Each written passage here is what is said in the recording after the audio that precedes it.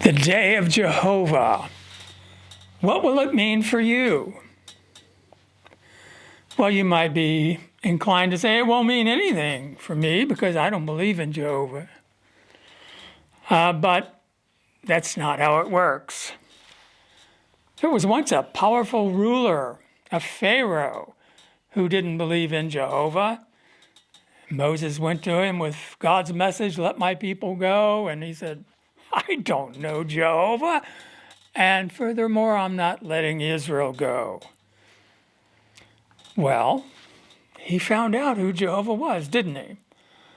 Through a series of plagues and ultimately his own destruction. And that event was so impressive, all of the plagues and the Exodus, that people were talking about it many, many years later. Because after wandering in the wilderness for 40 years, when the Israelites came into the promised land, Rahab of Jericho said, "We heard what Jehovah did to Egypt." She was probably a little girl and when that happened, and yet they knew about it. So anyway, I believe that we're going to learn who Jehovah is in a very, very big way in the near future. Someone else may say, well, Jehovah's not God's name. Some Roman Catholic monk, Raimundus Martini, came up with that name in the 13th century. And that's irrelevant. For one thing, he didn't come up with the name Jehovah. He had a variation, but the letter J didn't exist in the English language around the year 1200 when this Catholic monk introduced God's name into English. And of course, the English language, along with all other languages, constantly evolve. But the name Jehovah is consistent with the way all the other Hebrew names have been translated into English. But I'm not going to talk about that. I'm going to talk about the day of Jehovah. And you can call him whatever you want, Yahweh, Yehovah, doesn't matter. It doesn't change what this day of Jehovah will bring. So I have a few scriptures lined up here, and I thought I would just comment on them as I go through. Isaiah has a few passages in the 13th chapter. It says, "Listen, a crowd in the mountains. It sounds like a numerous people. Listen, the uproar of kingdoms, of nations gathered together. Jehovah of armies is mustering the army for war. They're coming from a distant land, from the extremity of the heavens, Jehovah, and the weapons of his wrath to bring to ruin all the earth. Wail, for the day of Jehovah is near. It will come as a destruction from the Almighty. That is why all hands will go limp, and every man's heart will melt with fear." So I really don't think you want to, get into a discussion with the Almighty about how his name is pronounced and whether it should be with a Y or J. I just don't think that will be important, then, do you? Well, this prophecy originally applied to Babylon, and they were coming from a distant land to execute Jehovah's judgment. They executed God's judgment upon his own people, upon the city where Jehovah caused his name to reside, upon Jerusalem. But Babylon also punished many nations surrounding Judah, Moab and Ammon and Edom and Tyre, the wealthy seacoast kingdom city. And the big nation they took out was Egypt. And I'll get into that a little bit more later. But what happened back then with the literal armies of Babylon was not the day of Jehovah. There's only one day of Jehovah, and it is in the future. But those events in the past that are described as the day of Jehovah are what we call a type. There is an antitype. It foreshadows something much greater. But the important thing to take away from this is that the day of Jehovah presented itself as a human army. And isn't that what it says? That Jehovah is mustering his army. And they were literal soldiers. And we can glean from this that it's not going to be some local event. Because it says that God used this military of his to bring ruin to all the earth. I don't think God is using hyperbole. As I said, Babylon's destruction of the Middle East was a preview of what will occur in the day of Jehovah, that he will use earthly forces to wreck civilization and to punish those whom he regards as his people. Well, let's go on. There's another reference to the day of Jehovah on in that same 13th chapter of Isaiah. Look, the day of Jehovah is coming, cruel, both with fury and with burning anger, to make the land an object of horror and to annihilate the land's sinners from it.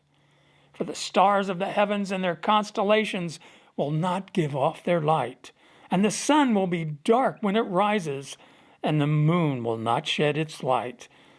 I will call the inhabited earth to account for its badness, and the wicked for their error.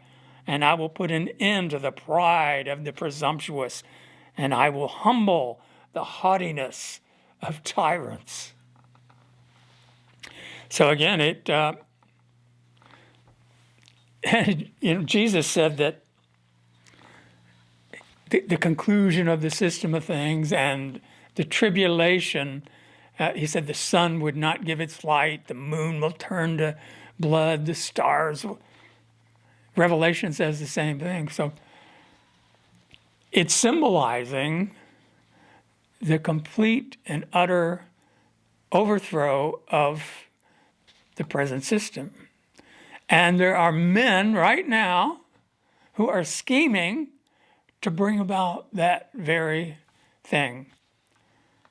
They might use a euphemism like the Great Reset or whatever, but they intend to collapse civilization and to sweep away all the institutions of democracy, the nation-state system that exists, and to impose a world government. Revelation depicts a seven-headed wild beast. And we know that the empires of Bible times are part of that seven-headed beast. Each one served as a head. And they all had dealings with God's people. Egypt, Assyria, Babylon, so forth. And so those heads can represent what the beast ultimately becomes. And Revelation, the 17th chapter, says that there is an eighth king which springs from the seven. And so in this instance, Babylon bringing ruin to all the earth, it represents this eighth king, which has not begun ruling, but which is ascending to overthrow the present ruling powers. Let's flip on over to Ezekiel, the 7th chapter. They will throw their silver into the streets, and their gold will become abhorrent to them. Neither their silver nor their gold will be able to save them in the day of Jehovah's fury. And that's interesting, isn't it? Most people today don't own gold or silver. They used to have silver money, you know? They used to have a silver dollar. I remember my grandfather gave me a silver dollar when I was just a little kid, 1878 or something like that. And the dimes used to be silver and quarters, but then they started watering it down. In any case, even people that think they own gold, you know, they own these, what they call paper gold and exchange-traded funds that are supposedly gold. But obviously, most of the world's financial transactions are digital.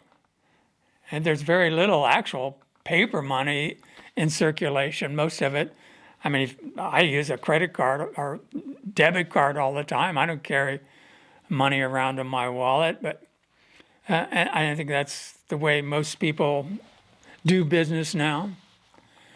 At any rate, what does this have to do with the day of Jehovah? Well, financial collapse. If you read in the 5th chapter of James, he's speaking to Christians, to those who have wealth or control wealth. And he's saying that, you know, you've acted unjustly, you've withheld the wage of your workers. And he said, you've stored up something like fire for the last days. He says, wail and weep for the miseries coming upon you. And then he goes on to mention, wait for the presence of the Lord. And he reiterates that the presence of the Lord is near. Well, what's the importance of that? The fire of the last days will consume what people regard as wealth. In that letter of James, he says, your gold and your silver has rusted away, and it will be a witness against you. So people put their trust in wealth, and that is going to be wiped out. What if you have a little gold on the side here? Literal gold. What are you going to do with it?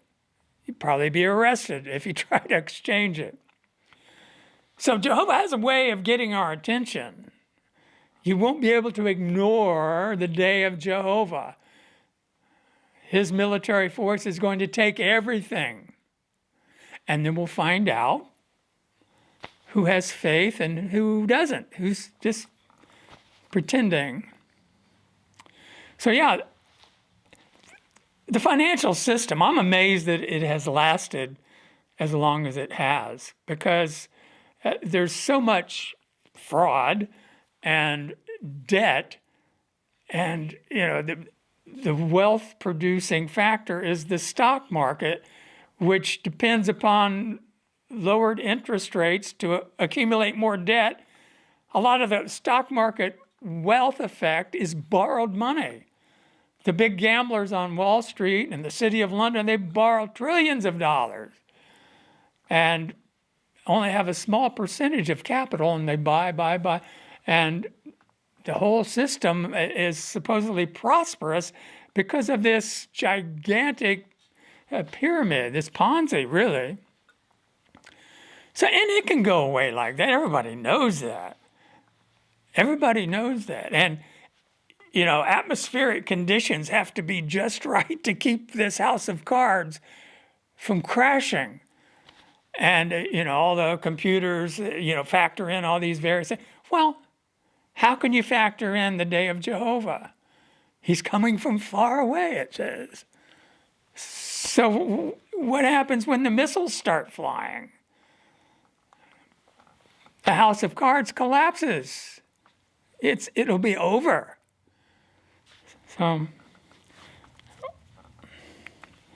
my iPad keeps going to sleep here. I'm going to go into settings here and fix something right quick. Hold on.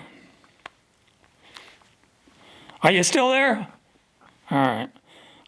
I've got an antique iPad here. Okay. All right. Let's go to the 13th chapter of Ezekiel. And Jehovah told his watchmen to address these men whom Jehovah unflatteringly called the stupid prophets. And he said, Son of man, prophesy against the prophets of Israel and say to those who fabricate their own prophecies, hear the word of Jehovah. This is what the sovereign Lord Jehovah says. Woe to the stupid prophets who follow their own spirit when they have seen nothing. It says, O Israel, your prophets have become like foxes among the ruins. You will not go to the broken places and the stone walls to rebuild them. It says, so that you may keep standing in the battle in the day of Jehovah. They have seen false visions and foretold a lie. And those who are saying, the word of Jehovah is, when Jehovah himself has not sent them. And they've waited for their word to come true. Is it not a false vision that you have seen and a lie that you have foretold when you say, the word of Jehovah is, when I have not said anything? Well, as some of you may or may not know, I have written quite a bit on this prophecy and actually have sent open letters to the Watchtower, essentially saying they're the stupid prophets. The vision that they have put out and that they're waiting for confirmation, that they've been waiting for generations. They have to redefine what a generation is. It's 1914, that Christ came in 1914, that he's been invisibly present for 110 years, and they're still waiting. Well, the day of Jehovah is going to obliterate. He went on to say that they've built this whitewashed wall and they keep plastering it. The day of Jehovah is going to topple it. Because what they say began in 1914, right? The beginning pangs of distress. That was the fulfillment of Jesus' words. Nation against nation, kingdom against kingdom. There cannot be another world war. Wow. So, the wall is going to come tumbling down when the day of Jehovah begins. This is more in Ezekiel. And the word of Jehovah again came to me, saying, Son of man, prophesy and say, this is what the sovereign Lord Jehovah says. Wail. Alas, the day is coming, for the day is near. Yes, a day of Jehovah is near. It will be a day of clouds, an appointed time of nations. Now, that 30th chapter is God's denunciation of Egypt. And there are 3 chapters devoted to that topic of the fall of Egypt in Ezekiel. But Egypt represents something else. It is depicted as this massive cedar tree that is higher than all the other trees in God's Garden of Eden. Why are the nations of the world, under Satan's control, likened to trees in the Garden of Eden? Because ever since Adam and Eve were put out of the Garden of Eden, God has made a temporary allowance for nations to exist. And the Apostle Paul said that God places these superior authorities in their relative places. So God has allowed for this one nation to become mightier than all the others. And all the other nations want to live under its shade. Well, he's not talking about ancient Egypt, because he associates the downfall of this mighty tree with the day of Jehovah, an appointed time for nations, all nations. And the most dominant nation goes down first. And what is that? America. And I've done videos on this and written many essays and There's a chapter in the book, Jehovah himself has become king, the downfall of America, in which I go into this prophecy a little more extensively. But again, the day of Jehovah is near. Do you think America is going to go down? A lot of people are afraid that that is actually in process. How can a nation exist when it is $32 trillion in debt and paying $1 trillion a year in interest to its debtors? And there are many other things that show that this once great nation is on the verge of collapse. And I think we're going to see that very, very soon. All right, now, the prophecy of Joel, it mentions the day of Jehovah 5 times, I believe.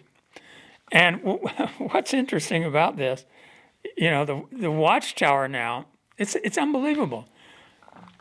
They used to say, the locusts represent Jehovah's Witnesses because they're unstoppable in their ministry. And they go over the walls and through windows and I've hammered them on that quite a bit over the years, that a lot of people do view Jehovah's Witnesses as pests, but they're not the locus of Joel's prophecy.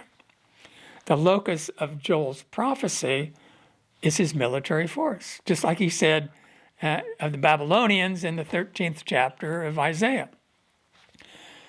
Well, anyway, the Watchtower's new light on Joel is that Joel does not have any prophetic significance for our modern time. It was all old day stuff.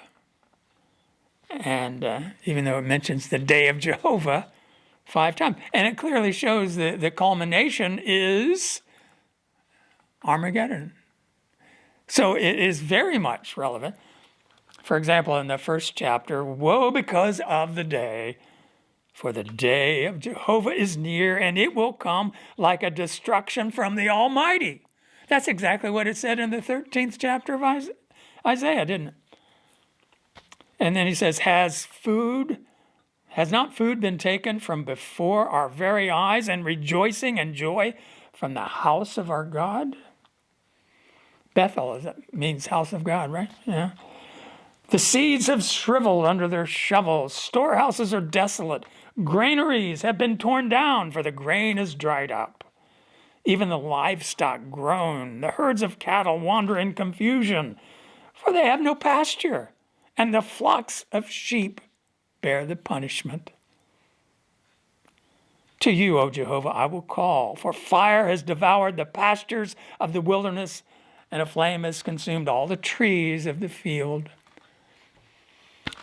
Well, we're not talking about literal fields, are we? Literal pastures and literal seeds. Jesus illustrated the seeds of truth, right? The field, he sends his workers out into the field. So this prophecy of Joel is illustrating the end of Christianity, the end of the work that Christ assigned Christians to do, the work that the Watchtower has spearheaded. So the day of Jehovah will end all of that. Spiritual food will be taken from before our eyes. Organization is going to go down. And yeah. Now here again, Jesus talked about the sun and the moon and this going dark and all of that. The second chapter of Joel, but for them, that's Jehovah's military force, these locust-like creatures, the land trembles and the heavens rock. Sun and moon have become dark, and the stars have lost their brightness. Jehovah will raise his voice before his army, for his camp is numerous. For the one carrying out his word is mighty, for the day of Jehovah is great and very awe-inspiring. Who can endure it? Well, Jesus talked about that, didn't he? He said, make sure that your hearts never become weighed down with overeating and heavy drinking, and that day be upon you suddenly as a snare. He says, keep making supplication that you may succeed in standing before the Son of Man. So the day of Jehovah is really the coming of Christ. There is, Paul used the expression, the day of our Lord. Revelation talks about the Lord's day. And the watchtower says, yeah, that began in 1914. No, it didn't. It's the same as the day of Jehovah. When Christ comes forth to annihilate all of Jehovah's enemies wherever they are. And judgment begins where? With the house of God. Okay. A couple more references to Joel here. He says, I will give wonders in the heavens and on earth, blood and fire and columns of smoke. Sounds nuclear to me, right? Signature mushroom cloud. The sun will be turned to darkness and the moon into blood before the coming of the great and awe-inspiring day of Jehovah. And everyone who calls on the name of Jehovah will be saved.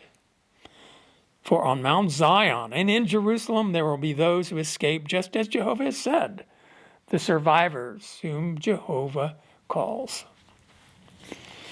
So Jehovah being on Mount Zion, the typical kingdom of Judah was on Mount Zion. David was the king. David prefigures Christ. Mount Zion is a symbol for Christ's kingdom. And it did not begin ruling in 1914. It's coming. And those who call on the name of Jehovah will be given sanctuary in this kingdom. So now those who are not part of that kingdom, they will be called upon to go to war. God's people will beat their swords into plowshares, but here we have the reverse of that. Beat your plowshares into swords. This is Joel 3:10 through 16. And your pruning shears into spears. And let the weak one say, I'm powerful. Come and help, all you surrounding nations. Assemble together. To that place, O Jehovah, bring down your powerful ones. Let the nations be roused and come up to the valley of Jehoshaphat. For there I will sit in judgment in order to judge all the surrounding nations. Thrust in a sickle, for the harvest is ripe. Come down and tread, for the winepress is full. The vats overflow, for their badness is abundant. Crowds are in the valley of the decision, for the day of Jehovah is near in the valley of the decision. Sun and moon will become dark, and the stars will lose their brightness, and Jehovah will roar out of Zion, out of Jerusalem. He will raise his voice, and heaven and earth will rock. But Jehovah will be a refuge for his people. Jehoshaphat, do you know what that name means? Jehovah is judge. So this valley of Jehoshaphat, it really harkens back to an incident that happened during the reign of Jehoshaphat. Nations combined, Moab, Edom, Ammon, to come and attack Jerusalem. And they were a large army. And Jehoshaphat did the right thing. He called all of the people together, and they went to the house of Jehovah, just like it says in Joel. Go to the house of Jehovah and pray for God's help. And that's what Jehoshaphat did. And Jehovah told them, this is not your fight. You will go out to the valley, and you'll see the salvation of Jehovah. You will not fight.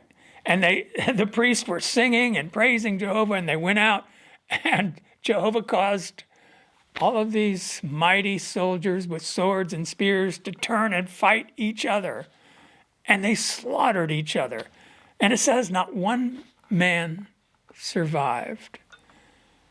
And then the Israelites went down and plundered it and said they had a lot of valuable things. So in Joel here, this valley of decision, he calls upon the nations to attack his people. Let's settle the issue, right? And notice that in this valley, it says, to that place, O Jehovah, bring down your powerful ones. Well, who are these powerful ones? Angels? Oh, yeah. But also those who are to be kings with Christ, 144,000. All of your powerful ones would include them. In Zechariah, the 13th chapter, it similarly shows this attack upon Jerusalem, God's kingdom at that point.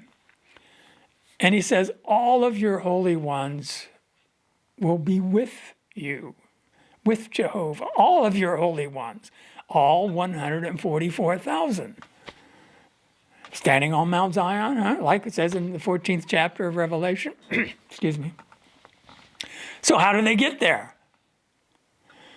Well, they don't die of natural causes, right?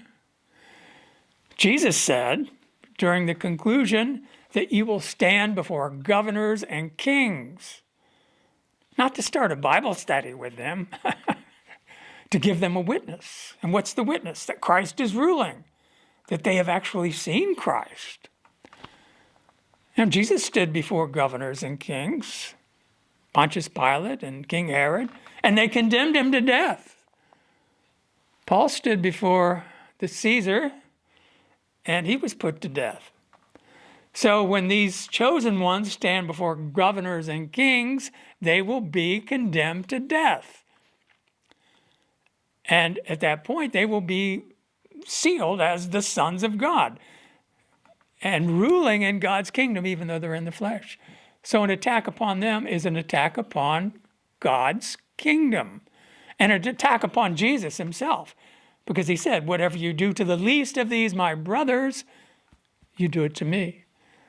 So do you think that would justify God destroying all the nations when they sponsor this attack upon God's kingdom? Well, one last scripture here, and this is really something for Jehovah's Witnesses to think about. In the 5th chapter of Amos, it says, woe to those who yearn for the day of Jehovah. What then will the day of Jehovah mean for you? It will be darkness and not light. It will be like a man who flees from a lion and is confronted by a bear. And when he enters his house and leans his hand against the wall, a snake bites him. Will not the day of Jehovah be darkness and not light? Will it not have gloom and not brightness? So Jehovah's Witnesses are anxious for God's kingdom to come and, all the blessings of the new world. But the day of Jehovah begins judgment upon those who bear God's name. Right? And some of them are not so faithful. In fact, there is an evil slave who will be punished with the greatest of severity and put out. And Jesus used that expression, there is where the weeping and the gnashing of his teeth will be. Well, what does that mean? That they will know they've been sentenced to everlasting death. So, what will the day of Jehovah mean for you? For those who've played falsely and exploited God's people? Well, we shall see, because I think the day of Jehovah is about to begin. Talk to you next Sunday.